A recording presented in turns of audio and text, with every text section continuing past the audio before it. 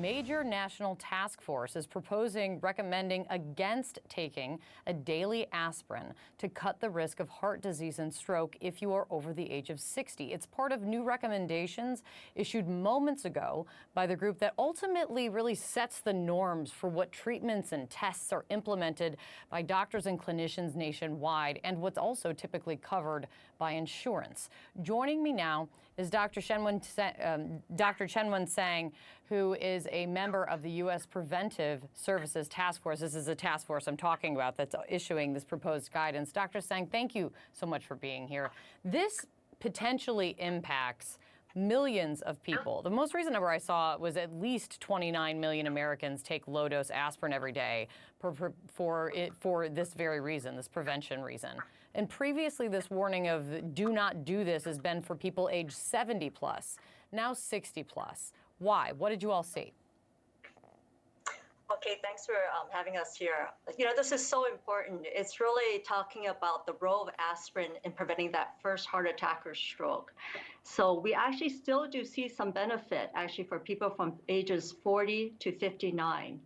And even though there's benefit, though, that benefit is smaller. And you're right, it has to be weighed against the risk or harms of bleeding from aspirin. So actually for ages 40 to 59, we recommend that people still consider aspirin, but actually talk about it with their clinician first to make sure it's the right match and that the harms are not outweighed by the benefits. For people who are age 60 and over, you're right, we actually recommend against starting aspirin. And that's because the risk of bleeding increases with age.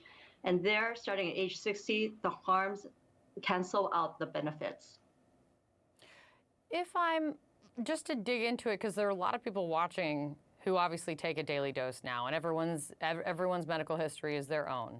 But if I'm 63 years old and currently on a daily dose regimen of aspirin for prevention, what should I do today, doctor? Should I stop?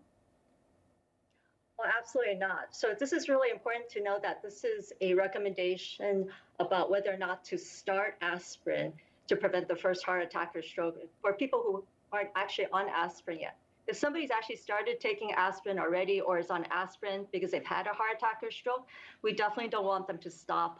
They should really talk to their clinicians if they have some concerns about whether or not to continue aspirin, but don't stop on their own.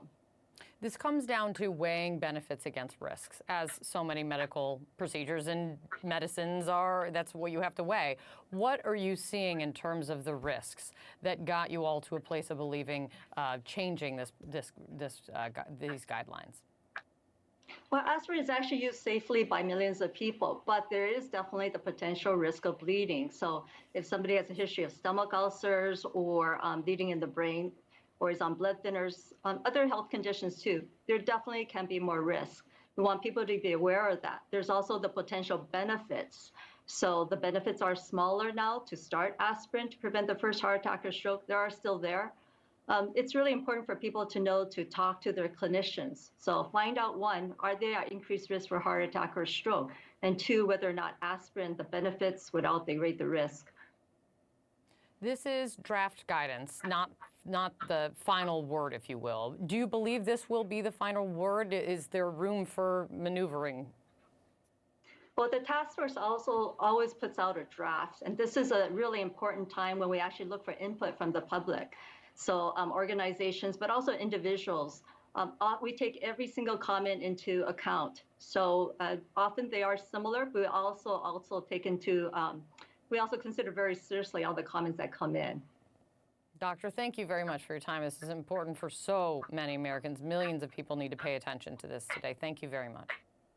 Thanks, Kate, for getting the message out.